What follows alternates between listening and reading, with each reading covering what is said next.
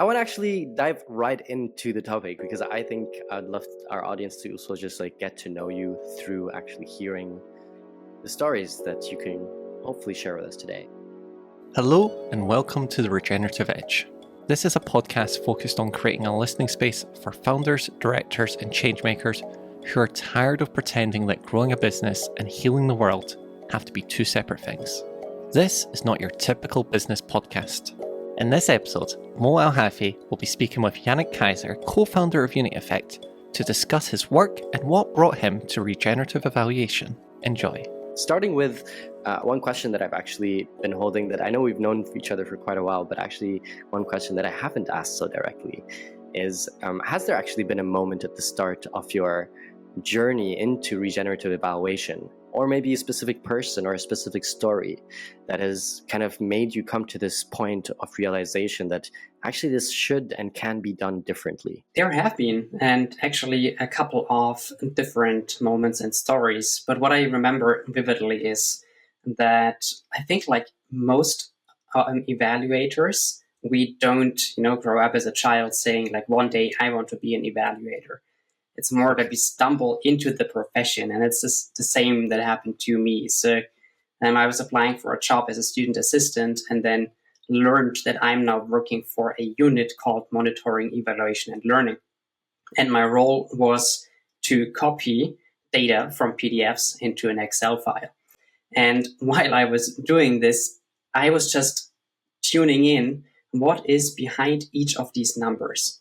It was for Fairtrade, and they were like all these metric tons of coffee, of cocoa, of this, of that. And I was just tuning in, like every number has a story or so many stories to tell. And what if we could actually connect to these stories? And later on, still working for Fairtrade and then also in general in the sector, I have seen that there are projects working well, impact evaluations working well, mostly when there's listening and when there's tuning in into the stories and the lived experiences of the people. And when that is the case, then something comes to life. And therefore also all the KPIs and measurements and everything else is actually tending to be more successful. And when was this, if I may ask? When did you join Fairtrade? When did you stumble into the world of evaluation and monitoring? That must be 2014, so 11 years ago. And just touching your point, you're saying kind of your first realizations when you were staring at these spreadsheets of data is that you were lacking this connection and you were lacking the stories. So you started asking what's actually the story behind the numbers. Did I get that correctly? So there was, yes, absolutely. And one thing is, because, well, I would say within me, there is a nerd who is passionate about numbers and understanding and using science, etc. And then there is also an activist living inside of me that just really wants to understand what's the lived reality of the people. So, and I remember I was basically imagining what might be behind these numbers, how many people might work on those fields, growing the coffee, the cocoa. And I was getting curious and asking also colleagues, what are the methods actually that we use to understand the realities of the people? And then also over time, I got into the role of leading projects, designing methodologies, etc. And I think this is also when, like, combining this imagination with the rigor and the science part came in quite handy when it came about designing interview guidelines, etc. So a young Jannik working for Fairtrade, starting to get curious about his activist and realist observative kind of sides. I love that.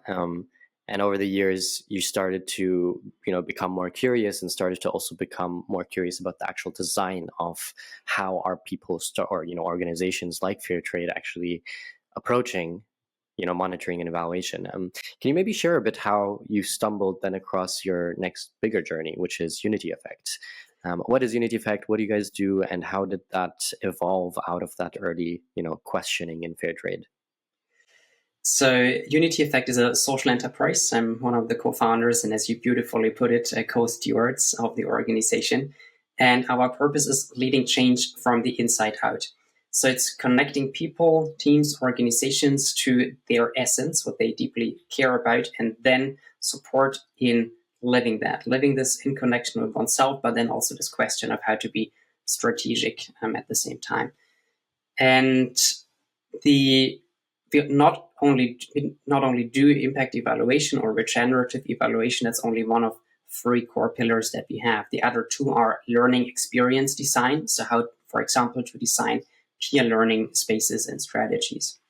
And another one is what we call thriving teams and leaders. So this is about capacity development of individuals, of teams, but then also networks and ecosystems. And we might get there later in the podcast. So those are the 3 pillars, and we weave them together as we work with organizations. And I can quickly tell you 3 examples, 3 projects to also highlight the evolution of what we now call regenerative evaluation or regenerative impact measurement. And so the first project was still in the space of fair trade and sustainable production. And that was with a cocoa producer and a supermarket based in Germany.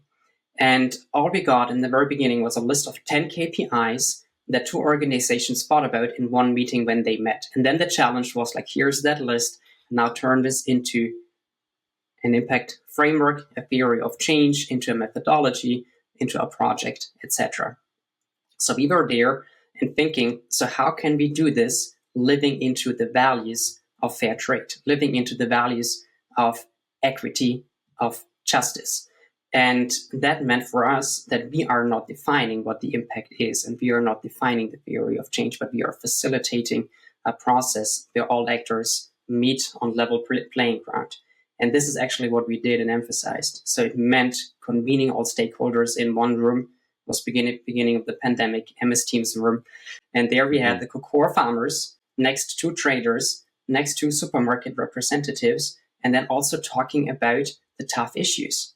If we are meeting on level playing field, what does this mean also for contractual obligations, procurement, etc.? Can we all align on a vision for that project that actually benefits the producer organization? And that's what we implemented. And there I realized we used a relatively, let's say, basic framework as a theory of change, but the process, how we did it, was different from the very beginning. If you're not aware, a theory of change is a simple but powerful framework used by many mission-led organizations. It describes how an organization believes change will happen, linking the actions they take today with the long-term outcomes they hope to see in the world. Rather than just stating a goal, it maps the pathways, asking what steps, relationships, and conditions are needed for that change to actually take place. Going back to the story, so you were saying you got the list of KPIs, you were told to create an impact framework out of that, using the theory of change as you just explained, and then started to think of projects, but quickly realized that you weren't really following the values of what Fairtrade was actually advocating for in terms of equity, justice, and even just your approach to that. It was our ambition from the very beginning to anchor the project in these values. Okay. Because I've seen, and this is now not specific to fair trade, but I've seen that impact evaluation can be done more from the perspective of those that hold power and have money, and they say what change or meaningful change is, how it looks like, and how it's being measured. And we were trying to rethink this and saying, yes, there are stakeholders and certain stakeholders who are giving in money, but the producer organizations, in this case, one producer organization, they are actually the ones that should tell what meaningful change looks like for them. So, and this is what we tried from the very beginning to embed in the project. That makes a lot of sense. So it's really just reflecting around what is the perspective we're even taking, and where, through what lens are we even viewing this monitoring or evaluation of the change, even just decisions of how the change is going to be achieved, right? So thank you so much for that tip, Jannik.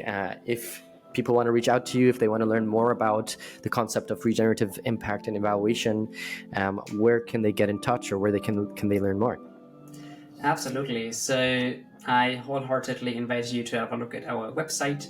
there is also an online course on the Impact Garden. There's also a community of practice that we are hosting for those that are already a bit more into the world of evaluation. So it's all linked on our website, and of course, reach out via email or LinkedIn to find out more. That's perfect. Thank you so much, Jannik. And I hope you have a lovely remainder of your day. And for all listeners, thank you so much for listening, and see you very shortly. Thank you. Thank you so much for having me. That was fun. Thank you for listening to The Regenerative Edge.